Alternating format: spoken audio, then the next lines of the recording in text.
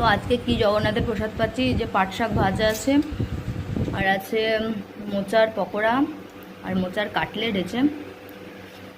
আর যে রেসিপিটা তোমাদের সাথে শেয়ার করব আমি করেছি মোচার ধোঁকা। এই যে মোচার ধোঁকা, আলু দিয়ে রসা, এই হচ্ছে আজকে জগন্নাথের মহাপ্রসাদ। ভোগ লাগানো হয়েছিল, এখন এই প্রসাদ পেতে বসেছি। হরে কৃষ্ণা। তো কেমন লাগছে তোমরা জানিও। তোমরা কেউ আমাকে কিছু মানে কমেন্ট করে জানাও না, শুধু ভিডিও দেখে চলে যাও। ভিডিও কি শুধু দেখে গেলে হবে? কমেন্ট করে তো জানাতে হবে ভিডিওগুলো কেমন লাগছে তোমাদের, তাহলে তো আমি আর ভালো লাগবে না। আমি আরও নতুন নতুন ভিডিও ছাড়তে আমি উৎসাহিত পাবো। ওই জন্য যারা যারা আমার ভিডিও দেখো স্কিপ করে চলে যেও না, প্লিজ আমাকে কমেন্ট করে জানিয়ে যাও, অন্তত হরে কৃষ্ণ বলে যাও কমপক্ষে। এটা আমাকে জানিও না, তাহলে আমার খুবই ভালো লাগবে। নাহলে আমার ভিডিওটা যখন দেখি লোকেদের মানে কী বলবো 1K ভিউয়ার্স, কিন্তু তাদের 100টা 200টা করে কমেন্ট, কিন্তু আমার ভিডিওতে একটাও কমেন্ট নেই। আমার খুবই খারাপ লাগে তোমাকে কমেন্ট করা। হরে কৃষ্ণ।